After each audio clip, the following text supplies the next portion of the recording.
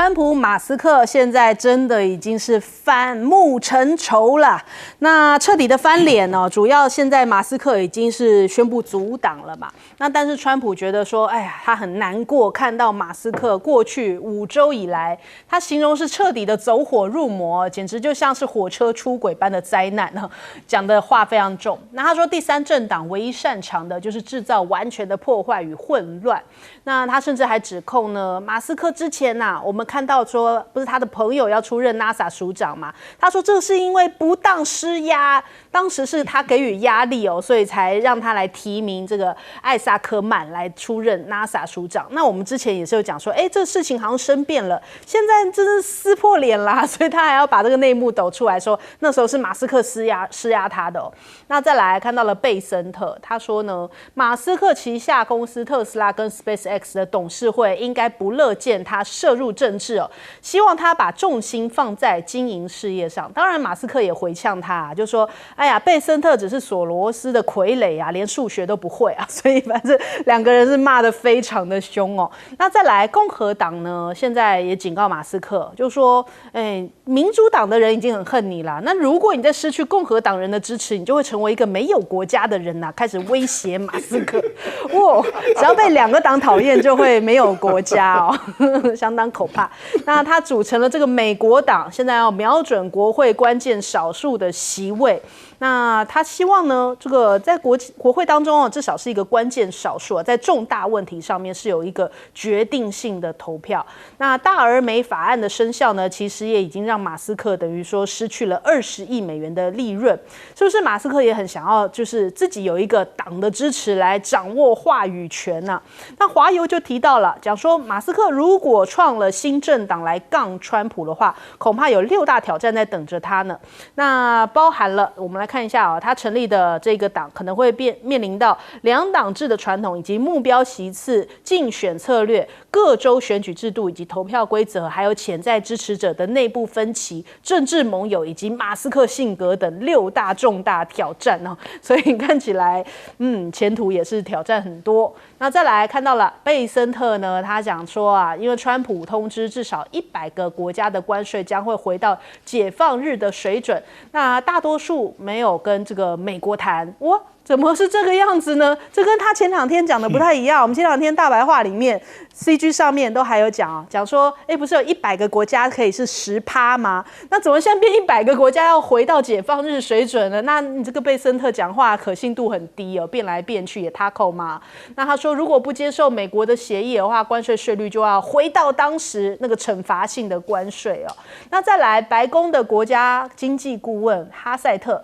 他说：“这个川普的关税大刀可能快要落下嘛。”他说：“现在本周看新闻就知道了，美国对哪些国家将会发出关税通知，哪些国家愿意对美国商品开放市场，美国会对他们科某些关税。”只是我看完这个，我就有一个疑问，那问你干嘛？我们都要看新闻了，问你做什么？你就一个经济顾问那么好当，叫我们去看新闻。所以反正现在美国很乱那再来看到了这个中美关税战，现在看起来全球的海运报价已经越来越混乱了。那可能是因为5月份的时候暂时休兵了，所以中国大陆的商品对于美国大量出货。那美国方面库存量很高，再加上美国对于各国加征对等关税90天暂缓期即将到期了，7月9号就快到了，前景不明。所以最近看到各国的出口商还有美国的进口商都开始出现了观望的态度，因此呢，使得美国的海运价格现在已经暴跌了63%已经抢先在反映这个不安的气氛了。那《金融时报》甚至在讲。这个标题很经典，他说上演发癫闹剧的美国正在让路给中国。的确美国真的是够癫哦！你看他们里面的人都可以自己骂成那样了。那《金融时报》就在旁边隔岸观火他说你看川普领导的发癫美国政治跟中国政治的坚定扎实做了一个比较。那中国的技术官僚治理跟美国的后真相真人秀般的闹剧已经形成了鲜明的对比全世界都看到了，令人难以忽视所所以美国正在让出空间给中国大陆，世界的格局正在进一步的向中国倾斜啊。英国也看到了，那另外再来金砖国家看到了没？当然也看到啦。那川普就讲说啊，现在这个联手金砖反美的国家要加征10%的关税，因为他知道现在这个金砖论坛嘛，你不可以这样子联合起来对付美国啊，所以就先喊话哦。但是金砖国家的领导人也是很有智慧的他们就讲说，我们也不针对、不点名这个关税，不点名这个美国，但是呢，他们就一起在讲说，我们反对单边关税跟非关税措施这样的一些措施表达严重的关切，觉得说非常的武断，而且这些措施是违法的，甚至有可能会伤害到全球的经济。那这一次呢，金砖峰会因为普丁跟这个习近平都没有去嘛，中国大陆是派出了李强去了。他说呢，这个金砖国家是作为全球南方的第一方阵，应该要坚持独立自主，展现责任担当啊。那的确，现在金砖国家大家团结在一块 ，GDP 已经超过了这个 G7 了，综合起来，普丁也说了，现在金砖国家的人口占了全球的一半，经济也占了全球的40%所以影响力非常之大。川普要跟金砖国家作对，说要加征10%，真的有用吗？那但是呢，你看现在这一次，中国国家主席习近平是没有出席的，说有更要紧的事情。那我们看这个报道当中想到了，香港大学的哲学系的助理教授，他讲说，不论是中俄的伙伴关系，还是中国想要发展对全球南方的领导地位，金砖的定位都跟习近平的外交政策还有世界观是高度契合的。那首先我们来请教一下亮哥怎么看？这个马斯克主党啊，华盛顿邮报讨论太多了啦。我跟你讲，马斯克就是要毁灭共和党而已啦。你以为他要选上啊？他是要造成你落选啊。他哪里是要选上？扯你后腿就好了。因为美国有很多区民主共和的差距是非常小的。比如说只要差距2%的，我通通提名。马斯克那么有钱，对，我假设我提名30个啦，一个给1000万美金，这样可以啊，会有很多人很有兴趣啊。1000万美金，搞不好选完了自己还可以剩个500啊。那去闹啊，去搅局啊。我觉得他事实上就是要让川普跛脚。他这个哪里叫美国党？他这个叫川普跛脚党啊。反川党就是反川啊，就是要让你跛脚了。那这个我觉得相对并不是那么困难因为那个期中选举，众议院是全部都要改选435席你怎么会找不到30区这样的选区？搞不好我赌更大一点，赌50个，50个我也才花5亿美金这算什么？对不对？所以我觉得他绝对赌得来，搞不好他这样赌逼得川普赶快恢复他的那个特斯拉的补贴。你怎么知道不会发生这种事？不然如果照川普那个大而美的法案，他电动车的补贴立刻就没了。所以我跟你讲，他是在玩政治啦。那你说有没有效果？当然有效。共和党的人每一个人都拉警报除非你的选区很稳的。所以而且他要收买的人到处都是查党的也可以被川普干掉了也可以只要能够扯个10%就好了，怎么会没有用？当然有用你不要用美国来看，你看台湾不是一样？我如果那么有钱，我也可以搞死民进党我每一个区都找一个绿的出来参选对不对？所以我跟你讲了这个，所以赖清德也不能得罪曹兴诚，就是这个道理。我这逻辑是一样的，联动了呢。这逻辑是一样的。曹兴诚一火大，霸团每一区都找一个出来乱。可是曹兴诚都没拿钱出来。他的30亿捐了。对了，马斯克钱是拿了出来的马斯克一个大选拿5亿美金，这对他来讲不是大钱因为他上次捐给川普，包括跟共和党募款的，就超过2亿。所以我认为他做得到了，他做得到了。所以川普去头痛吧那我的大胆判断，我认为川普一定会妥协。一定会妥协。所以他们两个 battle 的话，对，反正到时候力量压力到了，他就知道了除非你要用怪招啦，像那个班农就主张要把他驱逐出境了，不是吗？啊，可是搞不过啦，有钱人搞一个超大的律师团，你怎么跟他闹啊？对不对？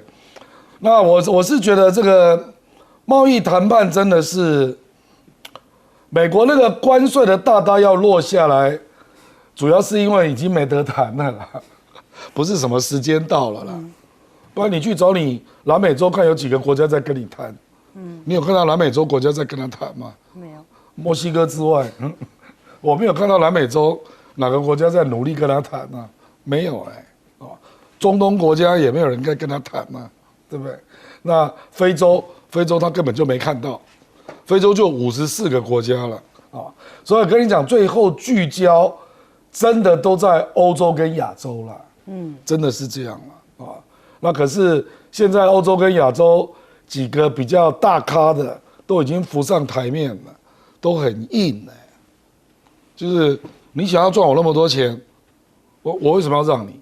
比如说欧洲也有相当的实力啊，当然他对美国是有大概仅次于这个中国的贸易顺差嘛啊，问题是美国卖给欧洲的东西也很多啊，他也是随手拈来都是筹码啊，欧洲的筹码比中国还要多，因为美国有很多东西都是卖给欧洲，而且都是靠欧洲在赚钱的，比如说服务业，服务业是让欧洲他赚了很多钱啊。好，来请教赖老师。马斯克当然有说他这一生最后的一件大事就是把这个党做起来。好，那马斯克当然有他的有利的条件，因为现在美国的政治的氛围其实跟台湾很像的，就是我们对两党都真的很厌恶了，所以我们希望真的有第三党出现，但是在台湾的经历中，第三党都是曾经都昙花一现，对，都曾经很强大啊，例如说新党过去也很有影响力，亲民党也过去也很有影响力，民众党是现在是啊，它成为一个关键的少数政党，它都代表说我们台湾的选民的一种期待啊。但是问题就在于说，第三党为什么不容易建立？因为它的成分比较多元化。那你要把它的整个最大的公约数，就是共同所要的，把它找出来，变成它的旗帜，这不容易。美国也一样，美国的选民其实也很厌恶这个民主党跟共和党轮流执政，这个跟欧洲也一样，左派跟右派。可是你看欧洲走到最后，就变成是极左跟极右有市场，那么这个中间偏左跟中间偏右没有市场了。中间的马斯克当初也是人民寄予期望，结果中间也走不下去，就是因为中间的这一些人的太多元了，所以他的最大的公约数不容易找到。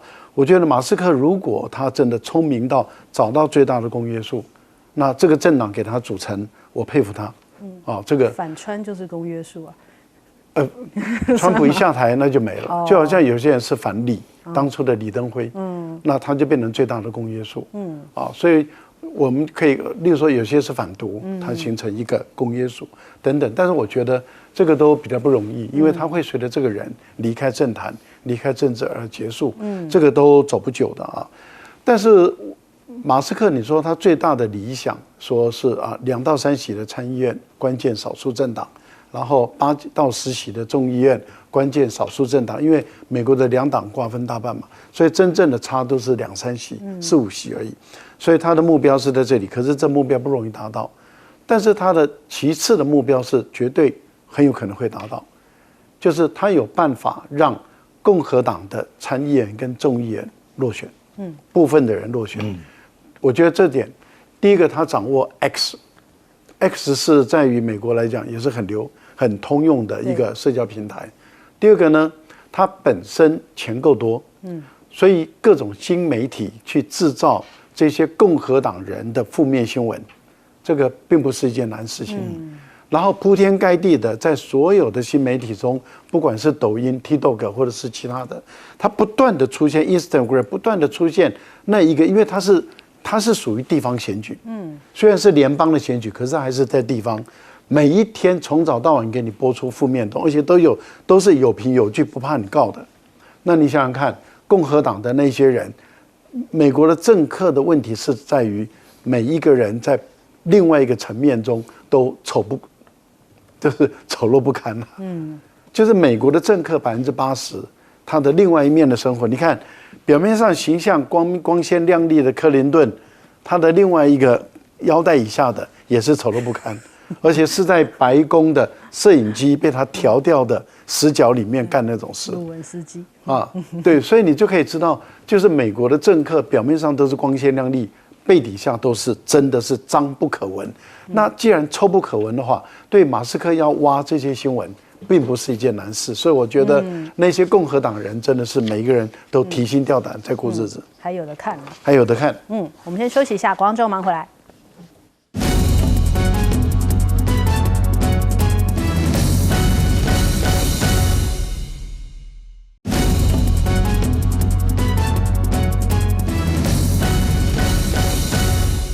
好了，山东舰哦，大家关注了好多天，甚至好多人说好羡慕香港的朋友可以这样子上舰来看一看山东舰的模样哦。那不过今天呢，已经结束了为期5天的访港行程呐。那当然，很多的香港民众哦，依依不舍，这样子看着山东舰离开，也要拍下来他离开的样子哦。那也是代表着他这一趟访港行程人气有多旺。那甚至呢，郭晶晶不是也去了吗？那在百度热搜上面哦，也有提到说，郭晶晶在上山东舰的时候就问了一下，为什么叫做山东舰哦？他站在这个山东舰的甲板边哦，望着舷号17的这个巨舰，转头问了这个军事讲解员说，为什么航母叫做山东舰呢？那这个解说员就跟他讲，因为这是国防部命名的，他这一艘舰是跟山东有渊源呐。我们来听一下。为什么叫山东舰？山东舰，这个是国防部当时命名的，这个可能是与山东省有一定的渊源。对，陆媒就报道了，他说名字背后是大国航机的密码，是中国航空母舰从追赶到领跑的雄心哦。那所以这个山东舰是有这样子的一份渊源存在的。那但是呢，这个中国大陆的这个军事武力哦是越来越强，可是法国是不开心的，为什么呢？因为前一阵子这个印巴空战哦，大家都已经聚焦到说，哎呀，歼十 C1啊就已经可以把标风打得稀里哗啦的，那所以现在法国可能不愿意吞下这个败仗哦，他们就讲现在讲说是中国的操作，那法国的情报机构就讲是中方带头破坏了标风战机的销售哦。那中国大陆的外交部是严正驳斥，真的是输不起吗？怎么还说是刻意操作？那胜负不就是很明显的吧？那你看美联社7月6号的时候报道说，法国军事跟情报部门指出呢，中国大陆呢在5月印巴冲突期间发动了有组织的讯息战，试图抹黑法国的主力战机标风在全球的形象哦，借此打击以及销售。那其实说到底，那你赢了不就谁抹黑得了你呢？就是因为输了，大家就报道事实，你就说人家抹黑。那中国大陆外交部就说这是予以驳斥啊，严正的驳斥，这种说法是毫无根据的谣言跟诽谤。那再来看到了这个川普他也在那边造谣嘛，他说没有看过中国有风力发电厂。他这现在又端出了一个叫风电无用论。他说呢，风力发电昂贵又没有用，美国用的风机有95%是中国制的，但是他从来没有看过中国有发电厂，就被人家笑了。还是美国的网友去笑他，还po出来说他们自己拍下的或是在网上查到的这个中国大陆的发电厂照片，就说拜托你怎么会是这样子嘞？那你看连这个美国的媒体赫芬顿邮报他说川普的发言并不属实，中国大陆呢，在世界它其实是在风力发电的领域是非常领先的，是能源生产国。风力发电的能力是这个美国目前的3倍之多就被网友笑川普是不是有一点怂啊？你怎么不知道这件事情有点土哦？你没有看过吗？然后没有看过就张口就来。那再来这个弗里曼也呛川普就说你是自残吗？讲得好凶哦。他说大而美法案让你的家更热空调费用更高，清洁能源产业的职缺更少，让美国的汽车工业更弱，让中国更开心，让中国再次伟大。那你跟你的 MAGA 完全是背道而驰啊！那你这真的是在自残，就是在残害美国的经济哦。那再来对比一下，我们刚刚讲到了这个武器嘛，其实连塞尔维亚哦，现在也是非常依赖中国大陆，不只是武器而已哦，连基建也是。那现在目前塞尔维亚的高速公路啊，关键路段要通车了。武契奇就讲说啊，这个是中国跟中东欧国家合作框架之下，就是中国企业在欧洲承建的第一条高速公路哦。那他很开心，他说我们开始建设的时候，人们认为这是一个短期工程，大概是1年前。那他们甚至是担心能否如期完成这一段路哦。但是只要跟中国朋友携手，借助他们的技术跟我们的决心啊，现在克服一切的挑战。那没有中国朋友，这个许多工程都是无法启动的。所以塞尔维亚对于中国大陆的这个建设力有基建狂魔是给予一个正面的认证了。那就像是2024年那时候匈塞铁路嘛，那时候大家也看到了，当时在这个匈牙利跟塞尔维亚亮相的时候，大家也是觉得说，哇，又是登上了一个新的里程碑了。那首先我们来问一下亮哥怎么看呢？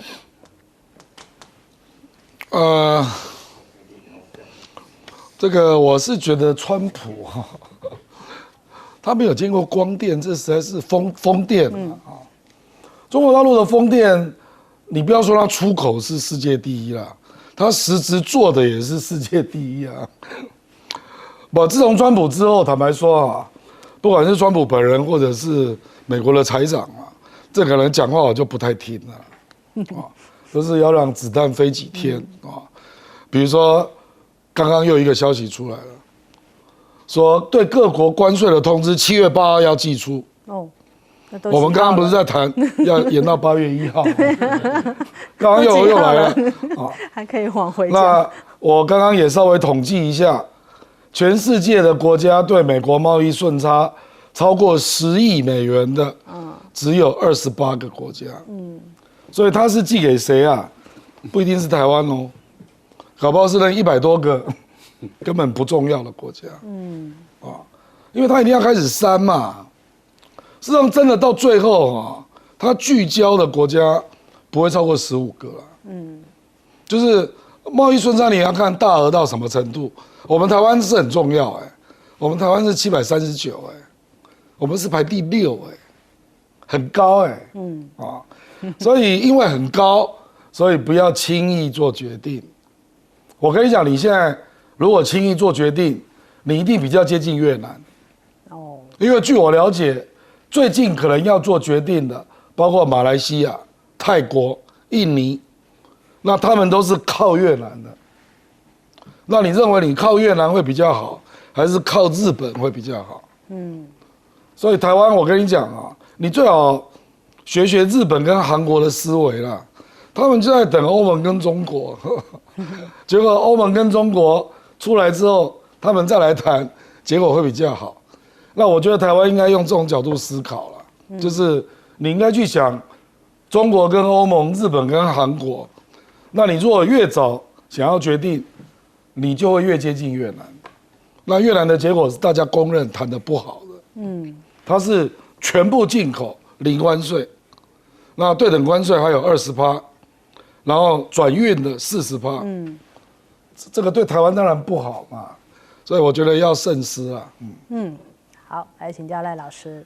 确实了，如果真的谈出像越南那样的一个结果那因为一旦协议签下来，还好越南这只是框架，但是如果协议一旦签下来，那未来这个关税就是20%。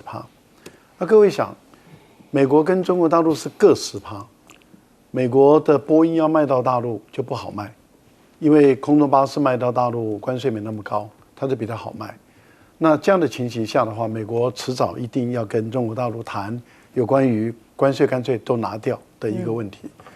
那芬太尼的问题已经快解决了芬太尼就等到所有的关税抵定以后，芬太尼关税大概拿掉了。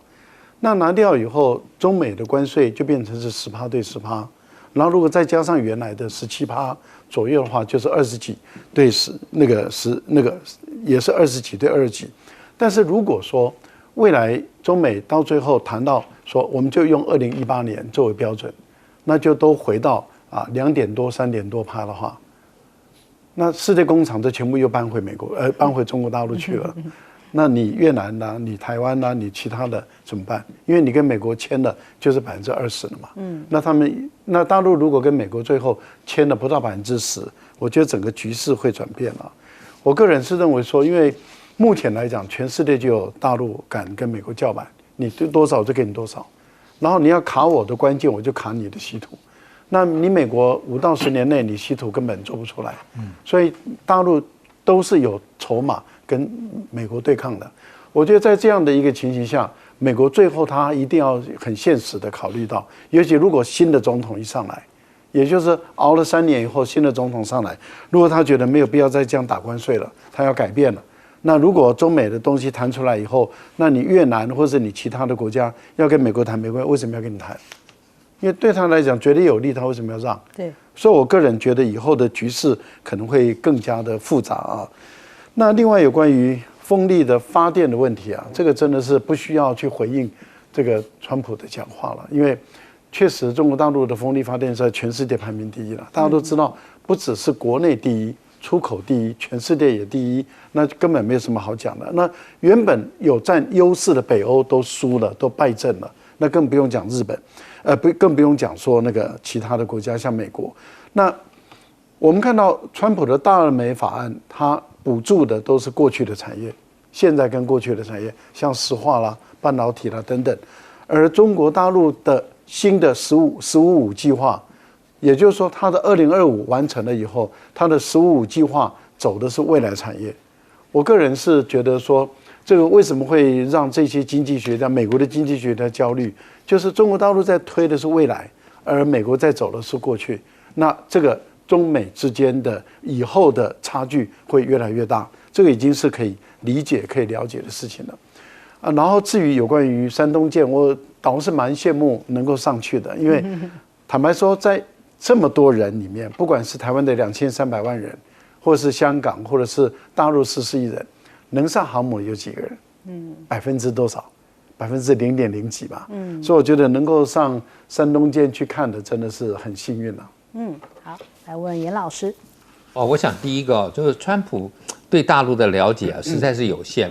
那今天 Thomas Friedman 来批评他是有根据，因为 Thomas Friedman 去年年底才去了一趟大陆，他是对大陆追踪的很多，他跟我看到了很多世界未来，对不起，不在美国，都在中国大陆啊。所以 Thomas Friedman 对川普的这一套，觉得说你要解决美国的问题，只会越来越落后啊。那我觉得，当然。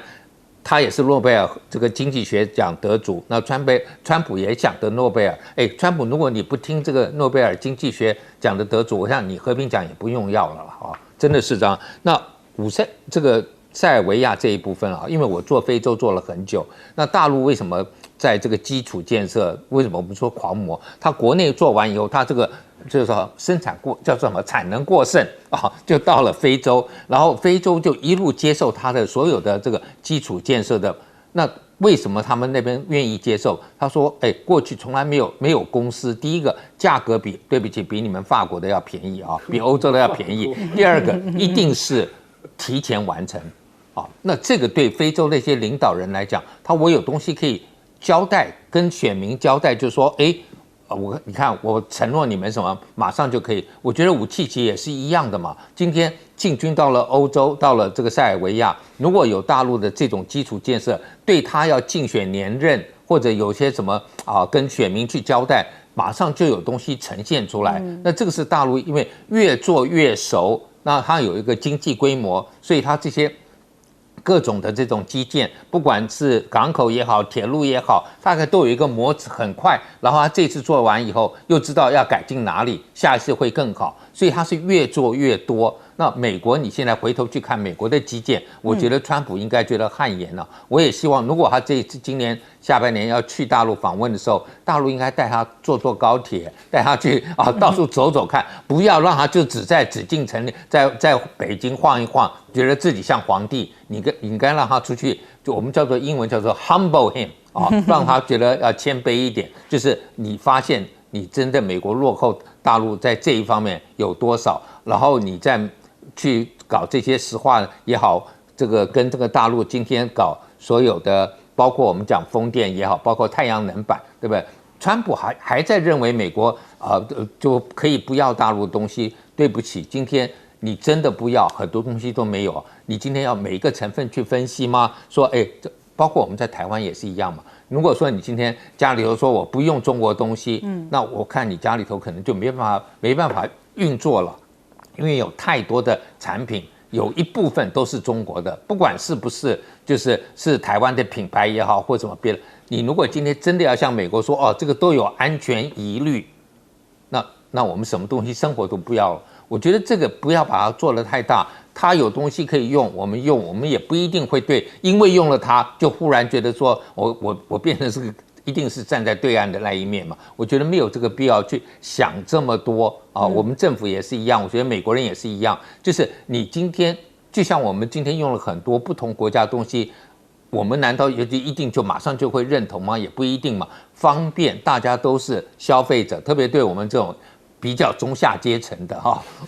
对不起，我真的要讲，我们是中下阶层，这是我的下阶层。没有，我的同事告诉我的，他说你们就是因为不认识，所以马克思才要告诉你要有这个要唤醒你的这个阶级意识，否则你都以为自己是中产阶级，其实我们不是啊。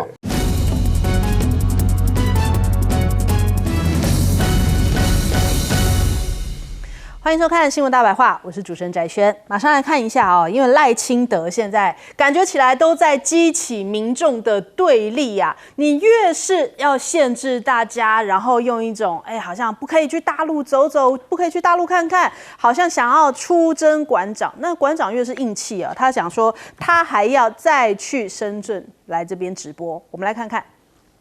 我坚决的讲。祖国啊，我什么时候去祖国深圳做直播？应该是8月份。我什么时候上祖国抖音哦？我还在申请，3句不离祖国，气死你了！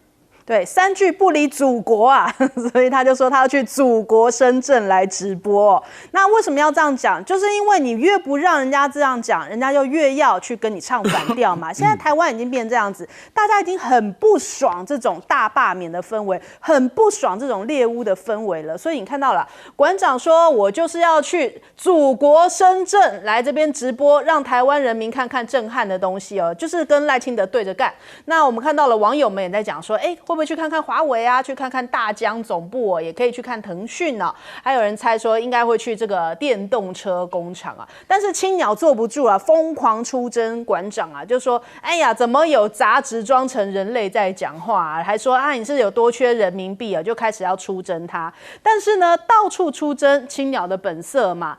现在我们看到这个绿营的媒体这个绿媒又在操作一波啦，就是有小草接受访问的时候，他说只希望如果是这个接下来中国大陆统治我们的话，健保不要倒，这是他唯一的希望。因为现在毕竟还是有很多这种在台湾里面会有这些谣言嘛。那可能有些小草们，他们现在是比较呈现这种愿意跟大陆接触，但是他们觉得担心会不会健保受到影响啊。但是呢，绿媒为什么要报这一篇？他就是为了要出征啊。因为你看到这个青鸟又出来出征了，就说国家都倒了，健保还会在啊，你器官都要没了，你要怎么样用健保？又要开始疯狂出征小草哦。那是不是在挑起这种我们现在全台湾已经这样子非常撕裂的一个态势了？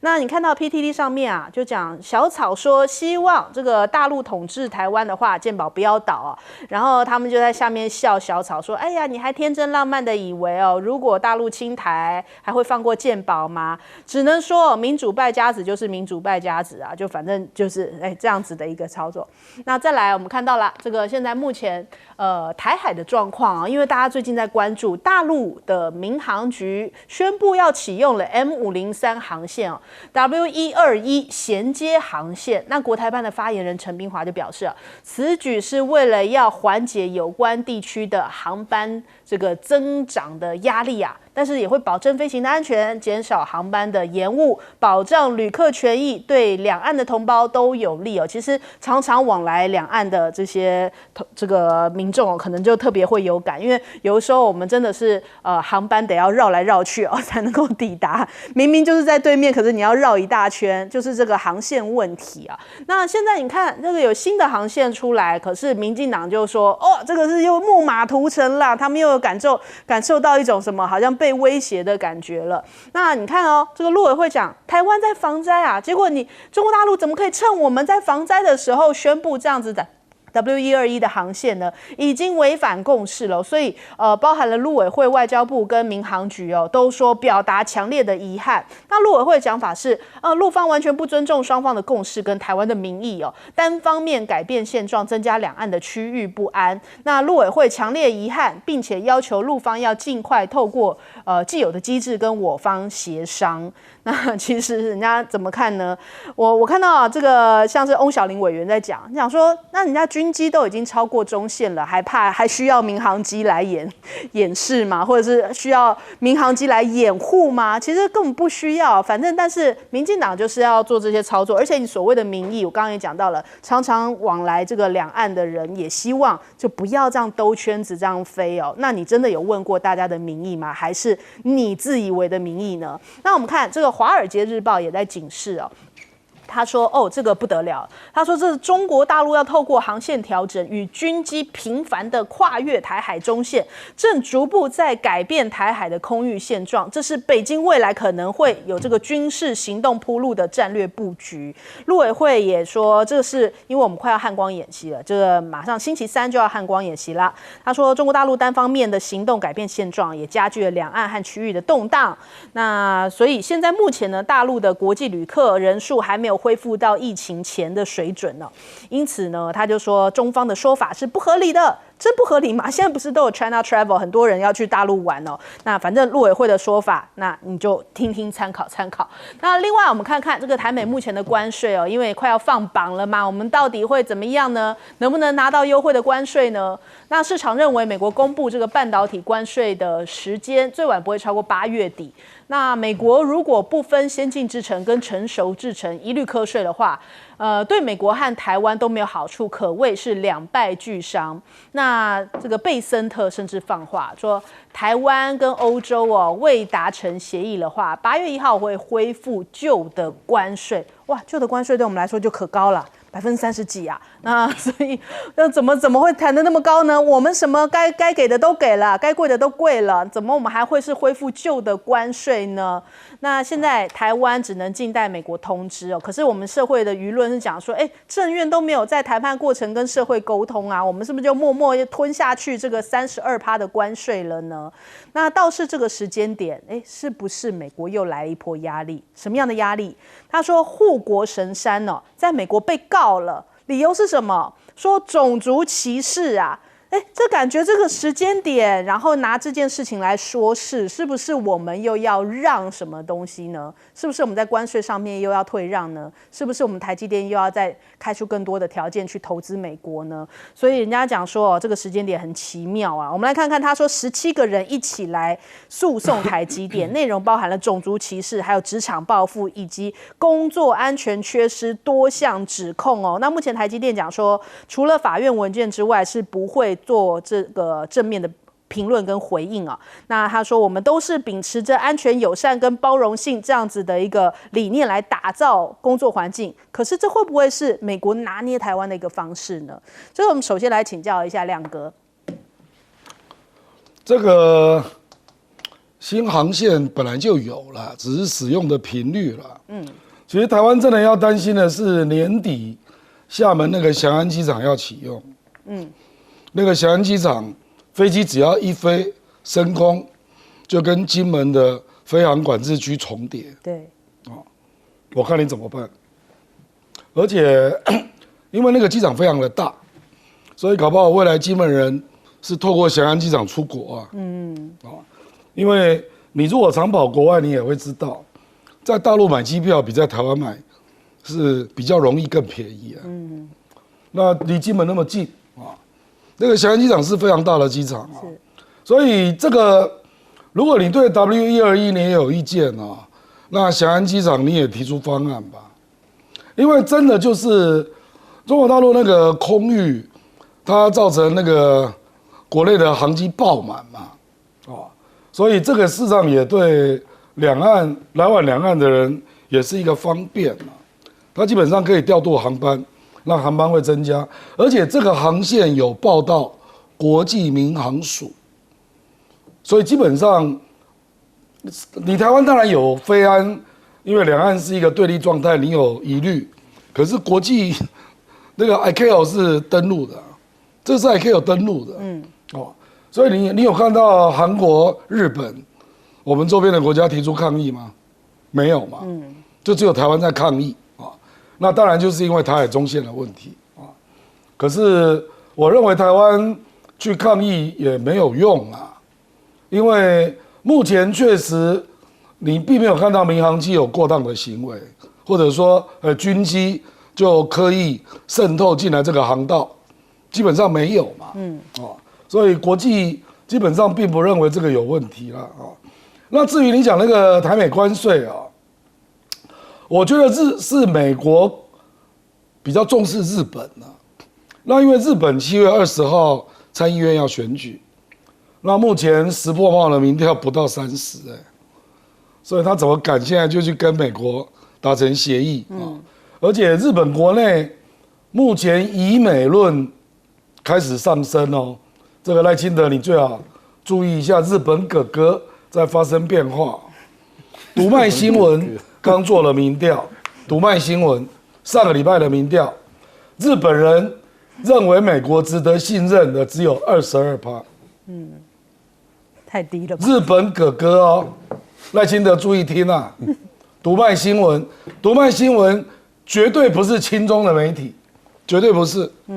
那日本有做民调，认为应该及早跟美国达成协议的只有19%，他们也希望拖一下，所以我认为这个8月1号主要是针对日本。那因为当然美国跟欧洲也谈得不顺啊，我说实在话了，目前反而有比较按程序在谈有进展的是中国，其实欧盟跟日本都不顺，所以我觉得坦白说了，昨天贝森特露了一个马脚啊，他说我们发出了190几张要求协议的名单，结果没有回复，从头到尾都没有回复的国家有100多个，因为跟美国是逆差或者根本没什么顺差的国家就是100多个，所以我跟你讲，不要听那个川普那边吹牛啦，事实上有很多国家根本不 care，连理都没理啦。比如说你有看到巴西跟美国在谈吗？你有看到吗？那有一些国家对美国也没什么顺差啊，所以真正急的就是亚洲这些高度顺差的国家，讲白了就是这样了。那我们台湾就仅次于，就亚洲仅次于越南啊，所以台湾压力真的很大哦。那我觉得我们台湾哦，如果一不小心，真的那个结果有可能是介于日本跟越南中间。比如说我现在听到的，要求零关税，跟越南一样。那我们台湾这边就坚持稻米不行啊。对啊。那如果稻米不行，其他是不是都要零关税？压力很大。好，来请教赖老师。确实啦，航线的修改或者调整或者是新增所有的它基本上都会跟国际民航组织去报备啊。那国际民航组织它也会基于这个安全的考虑，都认为说没有问题了，他们也会批准。批准以后，他们当然就会正常的公布了。所以公布的时机跟台湾的台风有没有来，其实没有关系了。我们也知道，本来赖清德应该是去到南部去演讲，这第5讲的，大家都想在听这次要制造什么人啊？因为我们都知道有异质人嘛，有各种什么原始时代的人了各种人，所以大家都想听听看他这次要创造什么人出来，因为他的每一次的演讲都引起了很多的笑话大家都觉得很开心因为他是制造问题的一个专家，制造矛盾，然后撕裂台湾社会的一个专家。大家都知道他的专长就是让台湾更加的仇恨。你看那个馆长讲的那一段话，他是符合宪法的讲法。他符合宪法讲法，那个小草就违反宪法就攻击他了这个你就可以知道他专门制造仇恨，他只会让仇恨更加的激烈。不过我个人是认为陆委会是最没有资格讲话的。为什么？因为有这么一个中线的默契，事实上是因为有9·2共识这个默契。那你民进党上来了以后，把9·2共识撕毁了丢掉了，不要了，那就没有这个默契了嘛。所以台海中线没有这个默契了，这个那个航空识别区也没有这个默契了所以这个连12海里的默契都没有了大陆已经说根本没有12海里的问题那在香港不是香港，在金门这个地方里面，大陆的海警船要进来就进来了，随时可以执法的，所以这个默契都没有了。换言之，也就是说早就没有共识。那为什么没有共识？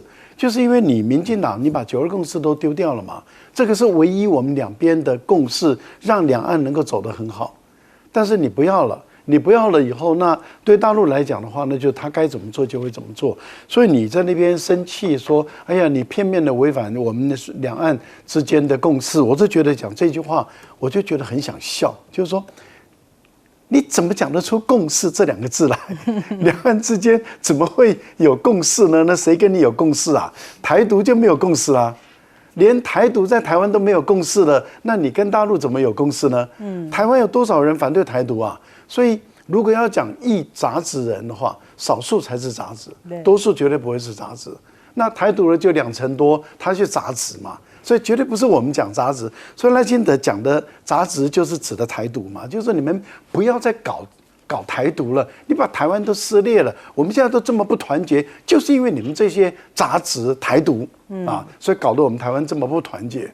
你不要再搞台独了。其实我觉得，如果按照逻辑来顺的话，那赖清德的杂子指的就是少数，那就是台独的那一群人嘛。但是问题，赖清德自己要先反省检讨，说我就是杂子，因为我就是搞台独，所以我在这边就是要反对杂子，我就是要反对我自己。如果赖清德有这么一个自反能力的话，他说打掉杂子，那他打掉他自己啊，那我们就送给他一个榔头，是不是？没有，下次他去第5讲外交奖的时候，你就送他一个榔头，就说你炸掉他自己。我吗？对，你就送给他一个榔头，叫他扎自己一下，说任务这么艰巨，杂质了不要了，送给他一个摔篓好了，那个抖那个杂质的那个滤器，就是我送你一个那个叫什么？过滤网说你把你的杂质拿掉我想大概这样子解释比较合理了，不然我们主体性是反对台独人，我们绝对不会是杂质，主张台独的一定是杂质那我就觉得贝森特的问题是在这里了，没有人理他了。我觉得这样讲的没有错了，因为没有人理他。但问题就在于说，川普他焦虑、紧张、恐惧、害怕。你看我讲的4个词，那也就是说，他事实上是极限的心虚了。为什么？因为他不敢对全世界课税。你想假设他对于全世界课税，那全世界的产品进入美国，大家都不降价了。这是第一个，非但不降价，我还涨价。那涨价呢，就由你这个进口商大家来 share。就是你跟我要 share 这个税嘛。那你要我 share 多少，我就涨多少。那涨完了以后，那个价钱就回到了你的这个进口商手中了。你再把价格调高，为什么？大家就吃定你美国没有那个生产制造力来满足你美国国内的需要。我就吃定你嘛。那你这个时候你美国怎么办？所以其实川普是焦虑不堪呐。好，我们先休息一下，广告之后马上回来。